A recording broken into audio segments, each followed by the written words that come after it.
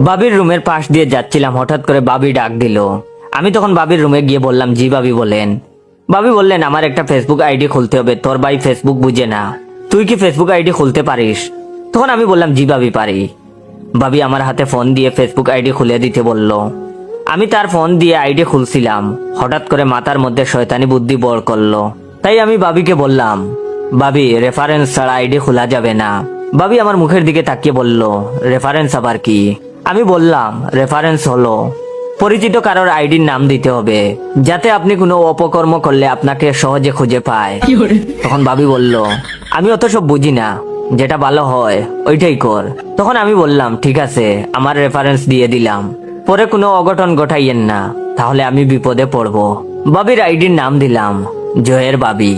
বাবিকে বোকা বানিয়ে আমার নাম দিয়ে আইডি খুলে দিলাম। মনে মনে পৈশাচিক হাসি দিলাম, নিজের নামটা প্রচার হোক। মনে মনে সেলিব্রিটি ভাব লাগছিল। আমি ছাড়া বাড়িতে মোবাইল সম্পর্কে তেমন বুঝতো না কেউ। একদিন বাবা বলল ফেসবুক আইডি খুলে দিতে। বাবাকেও বাবির মতো বুঝ দিয়ে বোকা বানিয়ে আইডি খুলে দিলাম। বাবার আইডির নাম দিলাম জয়ের বাবা। বাবা তখন ফেসবুকে আমার ফানি ফানি ভিডিও দেখে আর খিলখিল করে হাসে। বাবার হাসিতে মা প্রচন্ড বিরক্ত। মা আমাকে বলল, তোর বাবাকে কি যেন খুলে দিছিস, ফেসবুক নাকি কি যেন কয়, সেগুলো আমাকেও একটা খুলে দে। মাকেও আমার নাম দিয়ে আইডি খুলে দিলাম। মায়ের আইডির নাম দিলাম জয়ের মা। বাবার মতো মাও এখন ফেসবুকে ফানি ফানি ভিডিও দেখে আর হাসে। বাড়ির সবার আইডি আমার নাম দিয়ে খোলা। বেশ কিছুদিন কেটে গেল, বন্ধুদের সাথে আড্ডা দিচ্ছিলাম। হঠাৎ করে বাবা ফোন করে বাড়িতে আসতে বলল। বাড়িতে গিয়েই দেখি বাড়ির সবাই নীরব হয়ে থম ধরে আছে, কেউ কোনো কথা বলছে না। মা আমাকে দেখে মুখ ঘুরিয়ে নিল। বিষয়টা কি বুঝতে পারছি না। তখন বাবা আমাকে দেখে বলল, সি সি, তুই এমন কাজ করবি ভাবতেই পারি নাই, মান সম্মান সব শেষ করে দিলি, লোকের সামনে মুখ দেখাবো কি করে, সি সি। আমি তখন ঘটনা কি বুঝতে পারছি না। সবাই কি তাহলে জেনে গেছে যে তাদের বোকা বানিয়ে আমার নাম প্রচার করার জন্য আমার নাম দিয়ে তাদের আইডি খুলে দিছি? আমি তখন মিনমিন করে বললাম, বাবা ফেসবুক আইডিতে কি কোনো সমস্যা হয়েছে? তখন বাবা আমাকে ধমক দিয়ে বলল, আইডিতে সমস্যা হবে কেন? তখন আমি বললাম, তাইলে কি হয়েছে, সবাই আমার সাথে এমন করছো কেন? তখন বাবা বললেন, তুই জানোস না তুই কি করছস? সি সি। তখন আমি কিছুই বুঝতেছি না, ঘটনা কি? ওয়েট, ভিডিওটা শেষ করার আগে আমার রিয়েল পেজ ইওর জয়কে ফলো দিয়ে রাখবেন। আর হ্যাঁ, ভিডিওটা ভালো লাগলে অবশ্যই শেয়ার করবেন। ধন্যবাদ। সাজনি কি তাহলে বাবাকে সব বলে দিছে? গতকাল সাজনির সাথে ব্রেকআপ হয়েছে, কিন্তু সাজনি তো বাবাকে চিনে না, বলবে কি করে? তাইলে কি সাদিয়া কিছু বলছে? কিন্তু সাদিয়া তো কিছু বলার কথা নয়, ওর তো বিয়ে ঠিক। তাহলে কি পলি কিছু বললো? কিন্তু পলি তো এমন মেয়ে না। সুমাইয়াকে সন্দেহ হয়, কিন্তু সুমাইয়ার সাথে তো সেই কবে ব্রেকআপ হয়েছে। মাথাটা গরম হয়ে গেল ভাবতে ভাবতে। এমন সময় ঠাস করে ডান কান বরাবর বাবা চোর বসিয়ে দিয়ে বলল, তুই আমারে না জানিয়ে গোপনে কেন বিয়ে করলি? বাবার কথা শুনে আকাশ থেকে পড়লাম। আমি তখন বললাম, বিয়ে করছি মানে? কে বলছে এই কথা? তখন বাবা তার ফেসবুক লগ ইন করে বলল, এই দেখ, তোর বউ আমাকে ফ্রেন্ড রিকোয়েস্ট পাঠাইছে, আইডির নাম জয়ের বউ। বাবাকে তখন সান্ত্বনা দিয়ে বললাম, বাবা এটা তো ফেসবুক, এখানে যে কোনো নাম দিয়ে আইডি খোলা যায়। ওয়েট, আমি আবারও বলছি, আমার রিয়েল পেজের নাম ইওর জয়। অবশ্যই আমার real page your joy follow দিয়ে রাখবেন। আর যারা লাইক কমেন্ট শেয়ার করেন নাই, অবশ্যই লাইক কমেন্ট শেয়ার করবেন। ধন্যবাদ। বাবা তখন আমার বাম কান বরাবর আরেকটা চোর বসিয়ে বলল, তোর রেফারেন্স ছাড়া তোর নাম দিয়ে জয়ের বউ আইডি খুললো কি করে? তুই কি আমারে বুকা পাইছো? উল্টা পাল্টা বংশং বুঝাস। এরপর মাকে অনেকক্ষণ মুখ নাড়তে দেখলাম, কিন্তু কোনো সাউন্ড শুনলাম না। দুই কানে চড় খাওয়ার পর কিছুই শুনতে পাই না, শুধু দেখতে পারি। বল্টুর শিক্ষক বল্টুকে বললেন, তুমি তো দেখছি কিছু পারো না, শুনো, কাউকে বলবে না যে তুমি কিছু জানো না, বলবে তুমি সব জানো, মনে থাকবে তো? বল্টু বলল, আচ্ছা স্যার। তারপর বল্টু বাড়িতে ফিরেই মাকে সামনে পেল। মাকে বলল, মা আমি সব জানি। তখন বল্টুর মা বললেন, আরে দূর বুকা, তোর পাশের বাড়ির আঙ্কেল তো শুধু চা খেতে এখানে আসেন, এর চেয়ে বেশি কিছু না। এই নে 100 টাকা, মুখ বন্ধ রাখিস। বল্টু তো অবাক।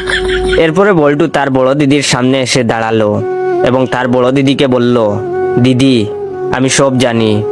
তার দিদি বলল, বাদর ছেলে কোথাকার, তোর রাজুদা শুধু পরীক্ষার সাজেশন নেওয়ার জন্য আসে, এর বেশি কিছু না। এই নে 200 টাকা, কাউকে কিছু বলবি না।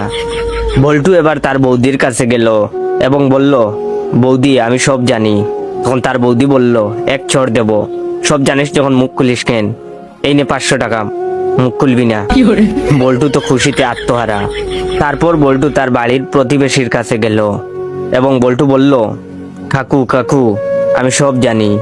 তখন তার প্রতিবেশী বললেন, সব জানিস যখন তাহলে আর কাকু বলে ডাকছিস কেন, আয় খোকা আমার বুকে আয়। গার্লফ্রেন্ডের ফোনে কল দিয়েছি, হঠাৎ দেখলাম একজন ভারী গলার মহিলা কল রিসিভ করে বললেন, হ্যালো কে বলেছেন? তখন আমি বললাম, কি ব্যাপার, গলাটা যেন মুঠা মুঠা লাগছে। তারপর আমার হঠাৎ মনে পড়লো এটা হবু শাশুড়ি মা। তখন আমি বললাম, হ্যালো আসসালামু আলাইকুম, আমি গ্রামীণ ফোন থেকে জয় বলছি। তখন তিনি বললেন, হ্যাঁ কি জন্য কল দিছেন? তখন আমি বললাম, ম্যাম আমাকে এখান থেকে কল করে বলা হয়েছে যে টাকা কেটে নেয়। তখন তিনি বললেন, ঠিকই ধরেছেন, আমার কি সুন্দর মাইয়াটা কত ভালো ছিল, এখন কোন হারামজাদার পাল্লায় পড়েছে, তার সাথে সারাদিন পটর পটর করে। আমি যদি ওই হারামজাদাকে পাই তো ওর প্রেম করা গুচায় দেব। তখন আমি বললাম, ম্যাম আমরা কোনো ব্যক্তিগত সমস্যার সমাধান করি না। তখন তিনি বললেন, আচ্ছা তোমার গলাটা যেন চিনা চিনা লাগছে, তুমি সেই হারামজাদাটা না তো? তখন আমি বললাম, না ম্যাম আমি না। তখন তিনি বললেন, না তুমি। আমি বললাম, না আমি না। তখন তিনি বললেন, না তুমি। তখন আমি রেগে গিয়ে বললাম, দূর সাত্তার মাথা, হ্যাঁ আমি আপনার মেয়ের বিয়ে, কি করবেন করেন তো, আপনার সামনে দিয়ে মেয়েকে তুলে নিয়ে আসবো। তখন তিনি বললেন, হারামজাদা তুই আসিস, আমি ইয়া বড় বন্দুক নিয়ে থাকবো, আমিও চৌধুরী বংশের মাইয়া। একটা সময় ছিল যখন শুক্রবার দুপুরের পর বিটিভিতে কুরআন পাঠ, গীতা পাঠ, ত্রিপিটক পাঠ শুনলে বুকের ভেতরটা মুছড় দিত। এই বুঝি শেষ হলো, হার্টবিট বেড়ে যেত। অতঃপর হাসি মুখে উপস্থিত হতেন সুন্দরী উপস্থাপিকা, এসেই বলতেন, আমন্ত্রণ জানাচ্ছি পূর্ণদৈর্ঘ্য বাংলা ছায়াছবি দেখার জন্য, আমাদের আজকের ছায়ার ছবি।